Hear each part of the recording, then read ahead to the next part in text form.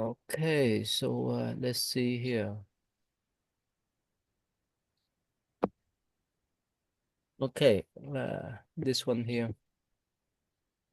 Mm, Oh, cool. You have it. I don't have to. Okay. I don't have to pull it up anymore. You have it. yeah. Mm, okay, let start this part. For once, let me illustrate what I mean. The visionary fragrance of the precious lotus, after receiving the rules of Bodhisattva discipline, communicated and pretended that it was neither killing nor student and was therefore not subject to karmic distribution. As a result, after her genital organs had been slowly, sorry, uh, scorched by the flame of passion, she fell into the un intermittent hell. King Crystal massacred men of the Gautama clans, and Bishop Shagnakastra wrongly preached the annihilation of all things, and so implied that the law of causality was invalid. Both as the result of their evil acts fell into the Avicii hell. Are these hell really somewhere, or are they sitting for every sinner to suffer in them? Will you be compassionate enough to enlighten us so that those who observe the precept know that they imply and do not break them? Okay, so you know the story behind this type of Buddhist monk and nun. You know this story. No. Ah, yeah, the bhikshuni or the nun, fragrance of precious lotus. So uh, let me. I think I need to do more research because there's two story that complex each other that relate to this nun. So one story is that she attained enlightenment or become arhat, and she have I will check it again. She has this second power. I don't know whether that's the one or different one, but anyway, under this name too. So when the Buddha ascend from the heaven, you remember you have that image, the Buddha descend from the heaven. So because she attained the second power, she was the one that read the Buddha first Hmm. with her spirit power. But here another story is opposite. That another nun with the same name, and so she say that well, um, sexual conduct is neither killing nor stealing. That's why she broke the rules, and later on she fell into this hell, Abachi or intermittent hell because she believed that it's not killing, it's not stealing, just the act of sexual conduct. So what happened then? It's nothing. That's why she engaged in that type uh, of immoral conduct, and she fell down to the hell. That's the story about. You know the story of King Crystal? Was that, I know the story of the massacre of the Shakya clan after, the the Buddha had already attained enlightenment, he'd left his family and everything. Is that the king who killed this clan? Yes. Even the Buddha stopped him couple times, twice. For the third time, the Buddha recognized that the karma is ripen, so he could not stop anymore. So after that, this king, he killed most of them. He killed most of the second class people in the capital too, and in that capitals. You know the story behind that? I think one of the previous lives where there was the village that took those two fish and hung them up, and like I think the kids were, even throwing rocks at him or something, and they vowed to like get revenge. But in this lifetime, why did this king harbor the anger, a hatred toward the Gautama clan, that means the second clan? And Oh, I don't know. so basically, his mother's was uh, what we call a lady court. She came from the low class. Remember, in India, they classify people in four classes, right? Hmm. Brahmin, the royal, the business, and last one is the slave. So she came from the last one, the slave class. Let's put it this way. Uh, so one, let's say, there's one king. He want to form alliance with the second clan, and but that at that time the second class, the king, they looked down upon that king, and so they try to trick him by sending a slave girl, right, to to get married with him, to become um, one of his lady court, not the queen but lady courts. And so this king, he was born by that marriage, right? And later on, when he was little, he went back to visit his mom hometown. And most of the time at that time, people knew that he came from the low class, so they make a joke. They looked down upon him. They make a joke with him. They mock him and so forth. So at that time, when he was still little, he harbored anger or hatred toward the second class, and he made the vow that when they become a king, of kill you guys all. So when his father passed away, actually, sorry, when his father went away, so he was encouraged by his general to take over the throne to become a next king. He did, and his father passed away when he was about 80, outside of the country. So when he became a king, he put everything in action. That's he brought his army to invade the second class and kill everyone. Of course, the first couple of times the Buddha stopped him, but the third time the Buddha knew that the karma was ripen, so there's no way for him to stop anymore. And that's why he massacred people of the second class them. And there's a story, Mongol Rana, right? Hmm. And he used his second power to put fires of the second clansmen into his bow, and he flew up to the air to rescue them out of the palace. But when he went down and he opened his bow, inside his bow is all blood. So it indicates that when karma came, you cannot run away from them.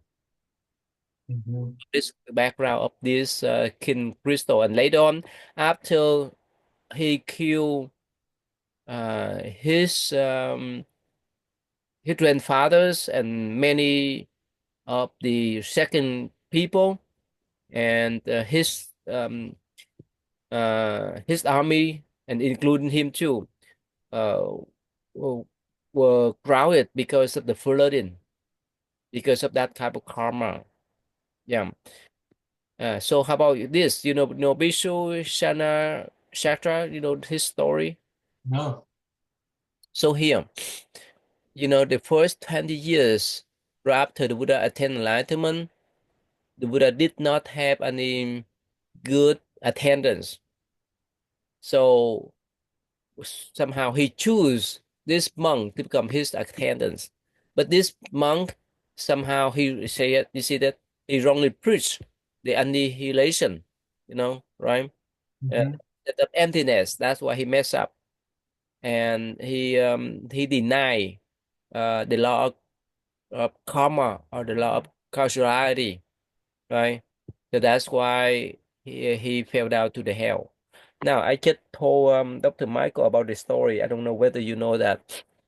Um, so as famous Zen master, his name was Bao Chang. After a lecture at his temple on the mountain, so everyone went back to their quarter, right, their rooms, except a old man. So that old man stay there, and the master say, "Why don't you go back to your counter, your quarter, your room?" So this old man say, "No, I'm not human. I'm a fox in the back of the mountain. Because 500 lifetime before, I was a cultivator on this mountain, and one times after the lecture, someone asked me if someone have achieved certain type of enlightenment, would they still uh, follow the law of causality, follow the law of karma or not? And so at that time, I say no, no need. Because of that answer, in 500 lifetime, I was a fox. And now I still have the fox body. In in Chinese legend, right? The fox can transform into a human. You know that story, right? Mhm. So he say that I was a fox. I'm a fox in the back of the mountain. So because of that answer, that reply, that sentence, I say that there's no need for us to follow the law of karma. That's why I was born again and again as a fox for 500 lifetime. So please, master, help me out. So the master say, well, ask me again. I will help you out. So yes, that old man or the fox asked the that question to the Zen master. The Zen master say, don't be mistaken with the law of karma. You understand that? That means you have to understand the law of karma clearly. Even you have some kind of achievement. And at that moment, so the old man, that's mean the fox say, wow, thank you, master. You rescue me now. Now, tomorrow, please go back to the mountain and will see the body of a fox. Please do the funeral service for that fox as a Buddhist monk. Yes, so the next day, the Zen master, together with his student, went to the back of the mountain and saw a corpse of a fox, and he did the funeral service for the fox as doing the funeral service for a monk. So go back to that story related to this monk. Yeah, he denied the law of causality, the law of karma. That's why he fell down to the Avicii hell. You understand why is that? Why only he made only one sentence, and it brought him down to the animal realm as a fox for 500 lifetime. You know why is that? I would think that it was about influencing other people. Yes, that's the case. Yes. Yeah, because he was a teacher, right? So people follow him, right? People follow his teaching, and that's why probably they may not care much about the karma. That's why they do the bad karma. And the master, when he was a master, a teacher, he need to be that type of responsibility too. That's why he have to pay his karma as a fox for 500 lifetimes. It's incredible. Yeah, Yeah. yeah, absolutely. Okay, now go back. Oh, one more time. Yeah, last weekend, I flew from New Jersey to Missouri, St. Louis, Missouri, to do the Buddha birthday celebration over there. And on the way, on Saturday, I met a Jewish man.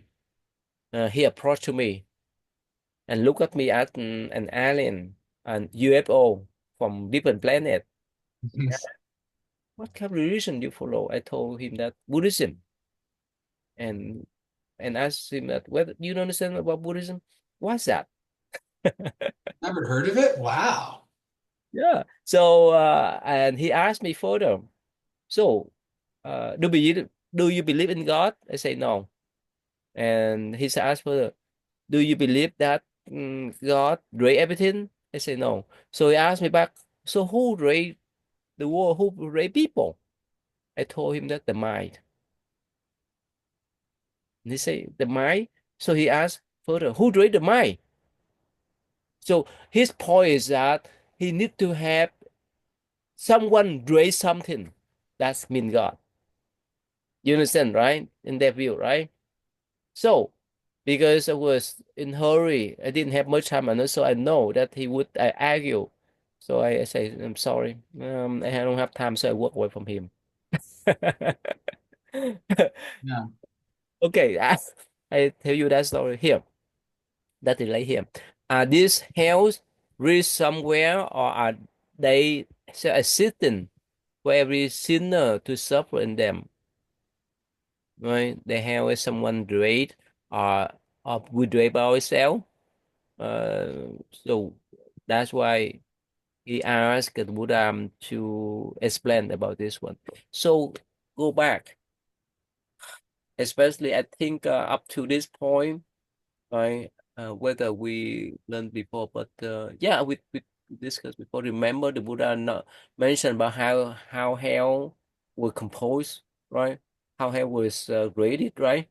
This is come from our own mind, come from our own action, right? Mhm. Yeah. So if you were me, right, would how could you respond to those kind of people? The one that don't know anything about Buddhism. If they ask us whether we believe in God, the creation of God, and so forth. I think you encountered this kind of question before, right? Yeah. I think there's multiple different ways. It seems like there's a few options. And one way I have in the past, one way I've gone is talking about the Buddhist cosmology and making a distinction between, like in Buddhist cosmology, Lord Chakra seems to operate to serve a similar function as the Jewish or Christian God. But Lord Chakra is also subject to all of the same laws that everyone else is, and is still part of the co-arising of all things.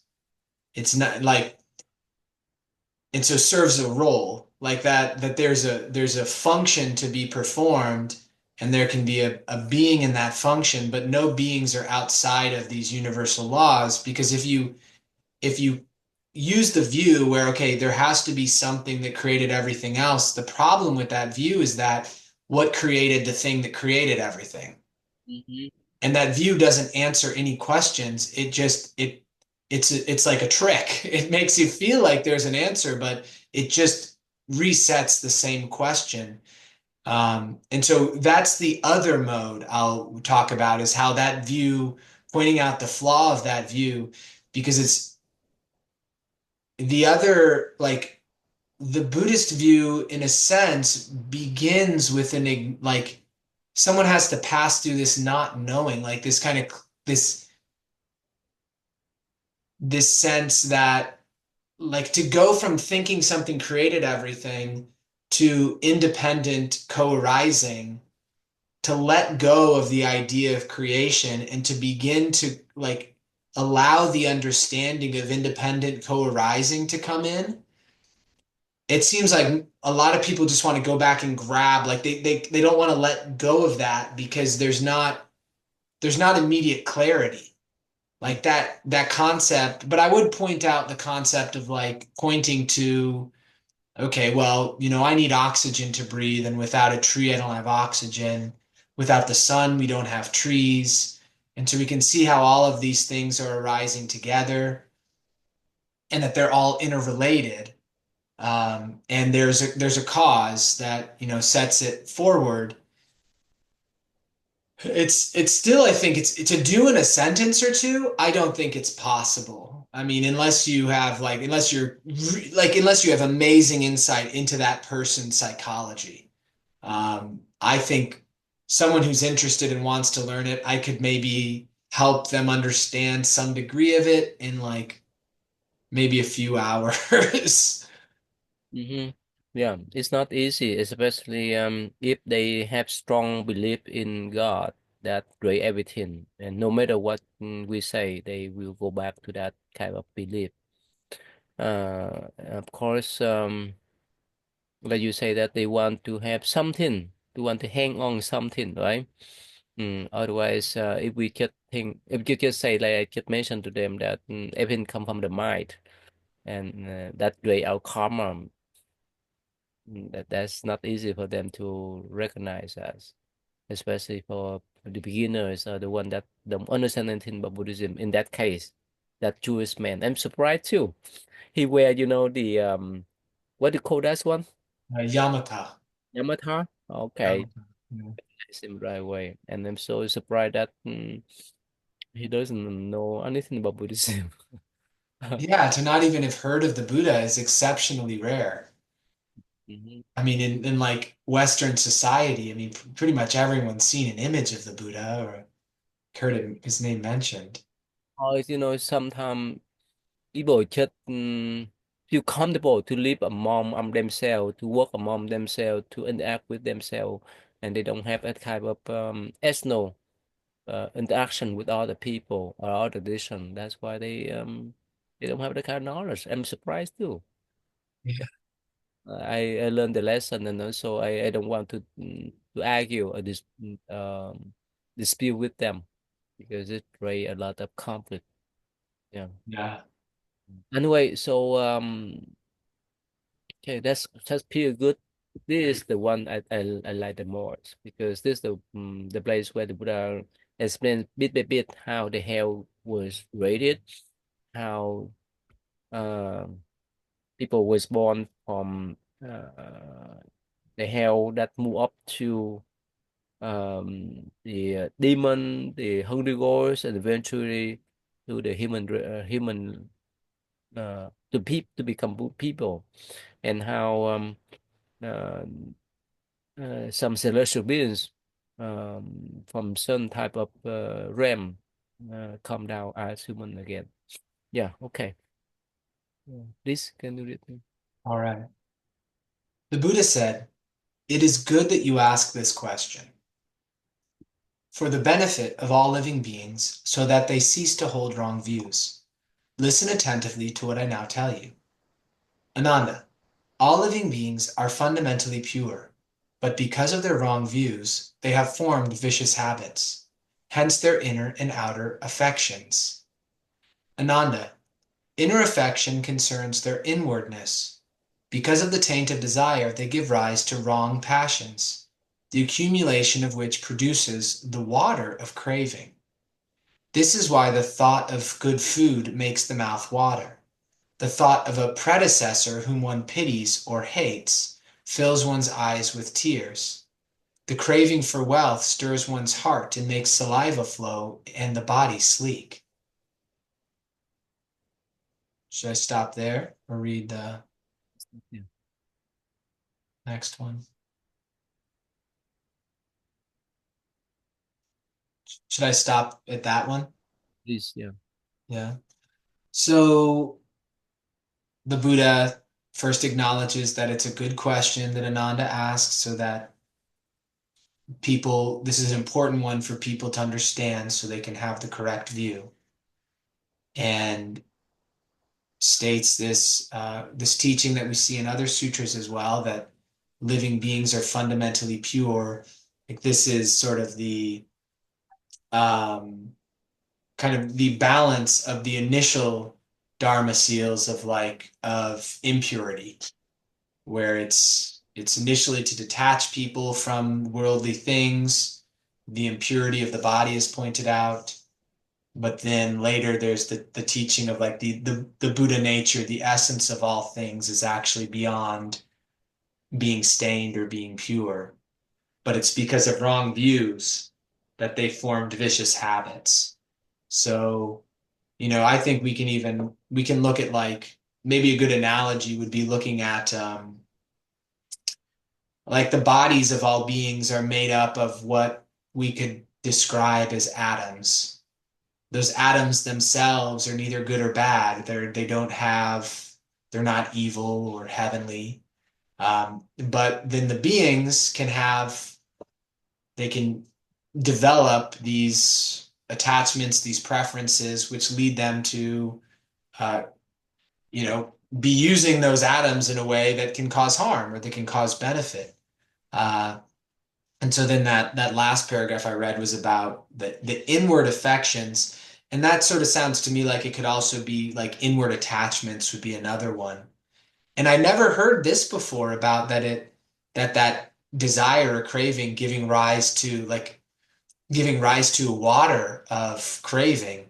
But we do see those examples of um, in multiple ways. Like, yeah, all those examples they gave, and it looked like they were going to talk about sexual desire as well. It's another example of that. Um, yeah, that's interesting. That's really interesting because you see like stars create water when they explode. That's sort of the cosmic level of the emergence of water in my understanding. But yeah, humans do that in all those different ways. So, Now hmm. we observe people, especially the one that have strong emotion, right? What Mhm. happens to them when they have strong emotion? They either cry, right, or yell. When they cry, the tear come down. Yeah. Or they maybe sweat if they get real angry, someone starts sweating or real nervous. When they're happy too, right? When they're happy too, they may cry too, Mhm. right? That's why Buddha say that the desire would cause them to have that type of watering out of their ears, their eyes, and so forth. Right? Hmm. Especially the strong emotional people. We don't know. We don't say whether it's male or female, but as long as we have strong emotion, uh, you can see that that what come out from our body, especially from our eyes. So yeah. Hmm. It's logical. You think so? In this part, if a non-Buddhist read this part, it's easy for them to accept, or what do you think? Well, I think it's easy to see that those situations do lead to those other effects. So yeah, if you're, like with sadness, you're crying, with thinking about food, your mouth starts to water. Um, the wealth one I think may not be quite as easy to relate to, but I think there's still something there if someone really looks at it. Um, the body becomes sleek. That seems to be about like the oil glands, maybe producing more oil glands. If someone's really, if someone gets really motivated and driven to get something, they're like probably producing more testosterone, and that increases oil production. Like hormones will accelerate that sort of oil production. So that's like a type of fluid in a way. But it's interesting. For strong emotional people, do they produce more water, more oil from their body? I mean, definitely through like the crying, if someone's desire like thinking about food a lot, yeah, more salivation. Um, yeah. Excitement when they're so excited, when they're so happy, and so forth. You think it will affect to their body reaction with the moisture, with the oil that may come out from their body. I mean, you can see that in different, in different ways. Talk about obviously with sexual desire, that's one. That sort of excitement. Um, and I mean, perspiration, yeah. If someone gets really excited or nervous in a way, they can start to sweat or angry. So yeah, I think there's a correlation there. It relate to the medical condition of the body, right? Mm. Mhm. Yeah, anyway, so for the common people, even they don't understand about Buddhism, it's better for us to explain in the logical way, otherwise it's not easy to understand. Okay, so can we stop here today? Okay, Yes, Ty. uh, I did have one brief question that I wanted to get your view on. it would still turn up the recording. Oh, it doesn't, it's nothing personal. It's about the Lotus Sutra in the lifespan of the Buddha and the emergence of the bodhisattvas from the earth. I think I could, from the text, I'm going to go back and read the lifespan chapter again, but I just went back over the emergence of the bodhisattvas emerging from the earth because I just finished that video.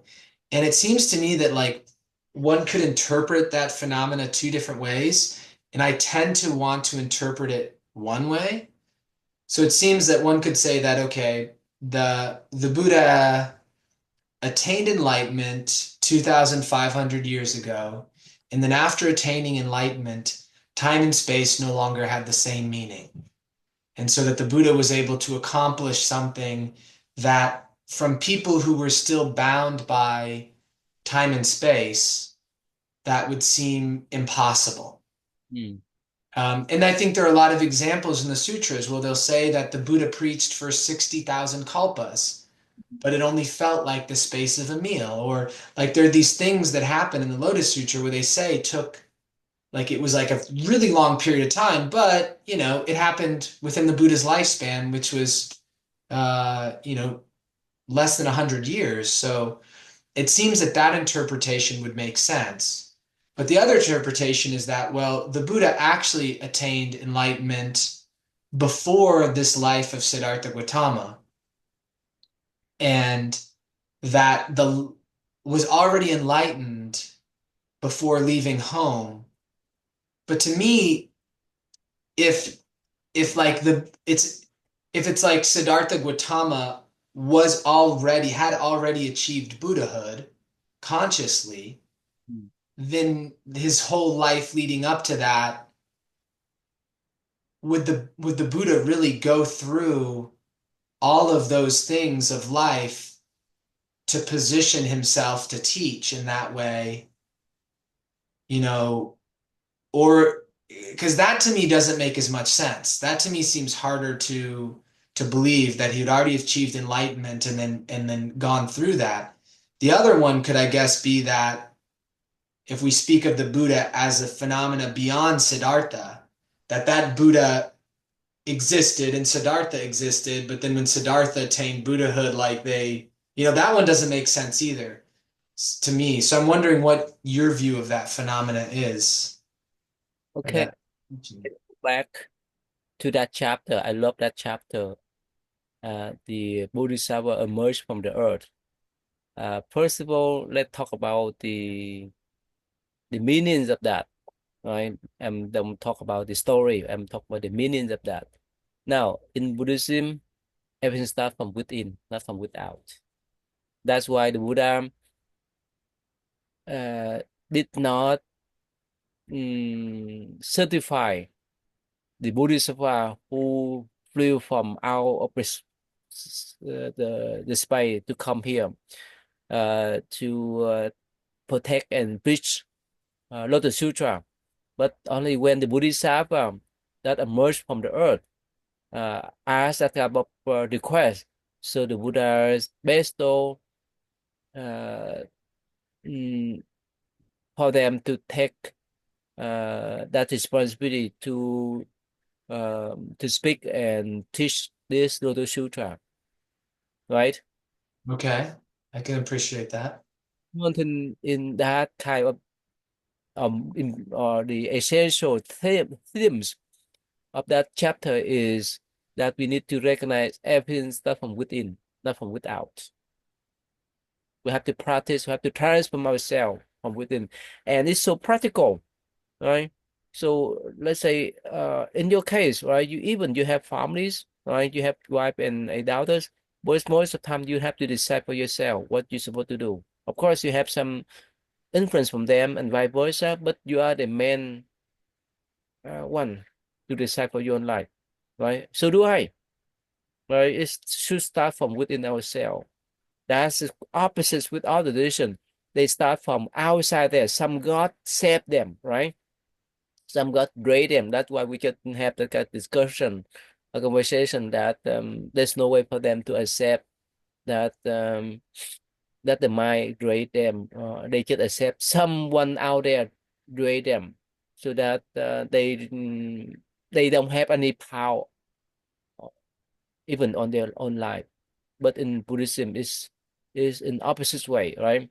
So everything stuff from within. We can handle our own life. We are the main agent that transform our own life, not for other. Other can support us, but they are not the one that determine our own life. It's so practical in every aspect of life, right? Whether we go to school, whether we have a occupation, or whether we have friendship and so forth.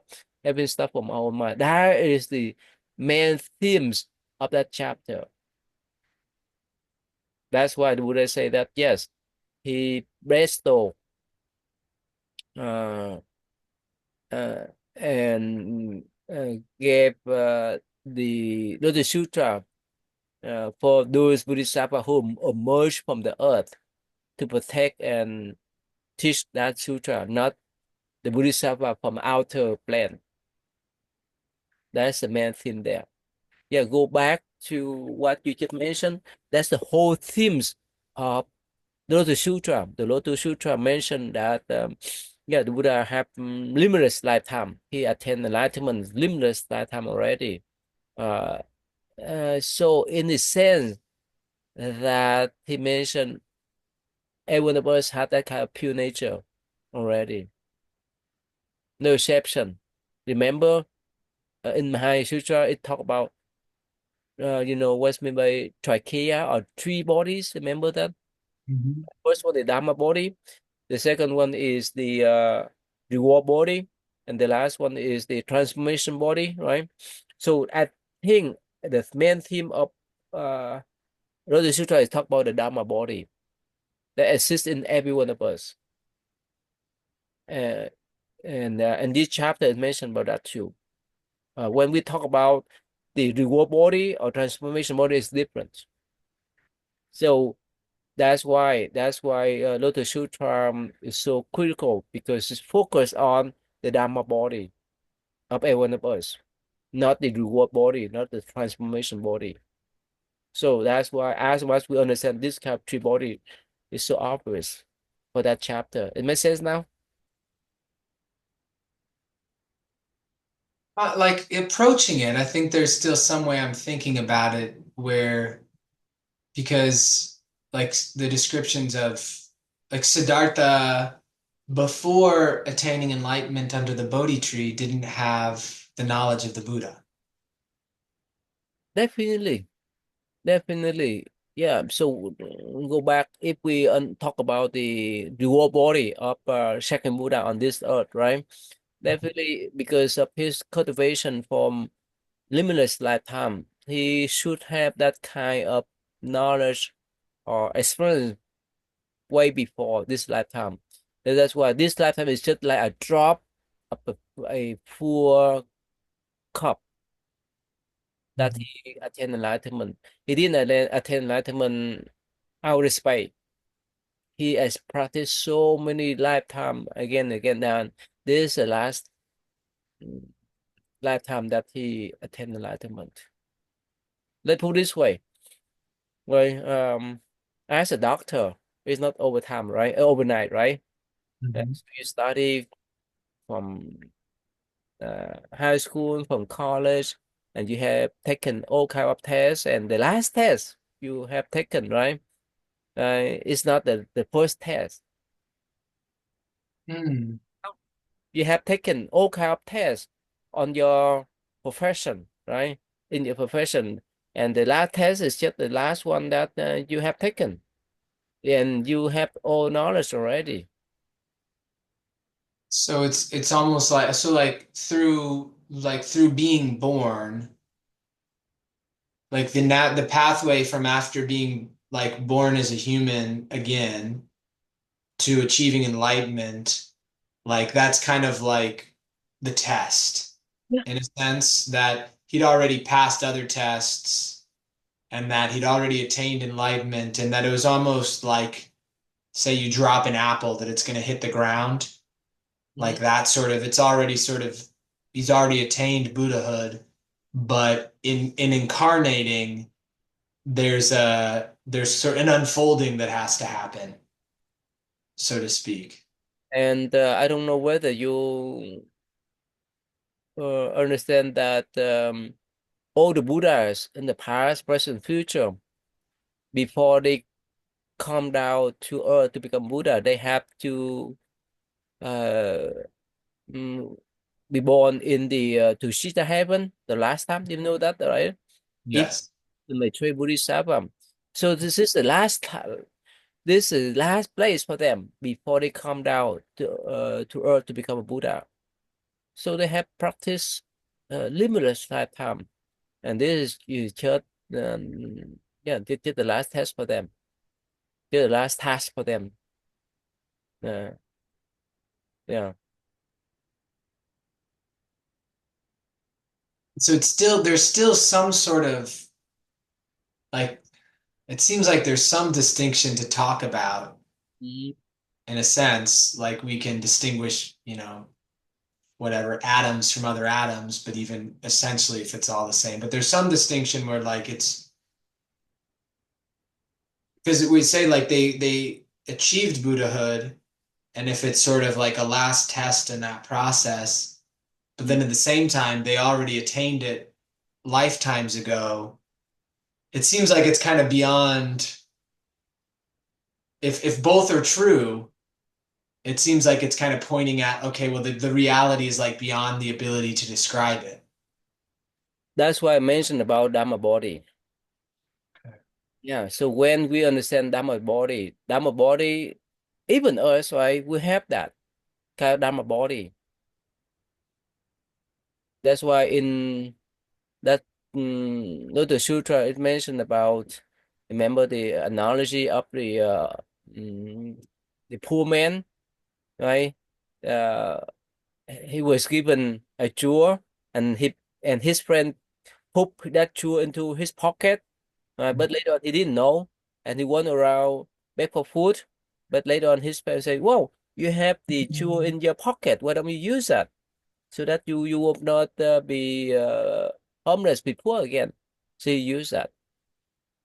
So my point is that yes, the main theme of Lotus Sutra is that everyone has that pure nature, Dhamma, Dhamma body already. And but of course, in different level, when we talk about the reward body and transformation body, is different. That's why that you mentioned that Buddha say, "Oh, I become Buddha limitless that time." That's what they talk about Dhamma body there. So he told us about that so that we can recognize our pure nature, Dhamma body there. It's more logical. Otherwise, it's pretty. Mm, Yeah. the I see what you're saying, and it's almost it yeah.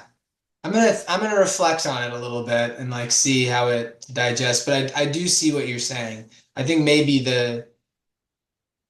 I'm kind of wanting an answer that's kind of definitive in the like the normal way of thinking about things, but this answer is like it's going beyond sort of temporality in a certain way that makes it like, and that's, I think that's part of the teaching, is that it one can't think about it in the normal way, that it's like a different sort of, because it seems like there's this like, okay, when Buddhahood was attained versus when Buddhahood was realized. Mm, So if he attained Buddhahood all those other ways, like he had, no matter what, was eventually going to realize Buddhahood, because the chance was taken out of it after, like, you like if you go, like, you get into medical school and you get through the first year, you're almost certainly going to become a doctor. So with Buddhahood, I could see it being even more certain. Once you pass through a certain phase, you've like attained it, but you haven't necessarily fully realized it. But in that point of after attaining it, one would start to cultivate affinities and would start like other beings that were not as far along in the way, that one would have affinities with them and be cultivating relationships all that time. And so like those could that could be the cause of those bodhisattvas. Yeah. Yeah, that kind of, that's okay. Yeah, like you say that if we just understand that type of principle in the mundane level, it's become paradox. It would have conflict uh, uh, in understanding, right? But like you mentioned that the Buddha mentioned, Dhamma body, his Dhamma body, everlasting. He become Buddha already with that Dhamma body, but not for us. Yeah, We still need to recognize that. Okay, so thank you. So we can I try see you then. Thank you. see you next week.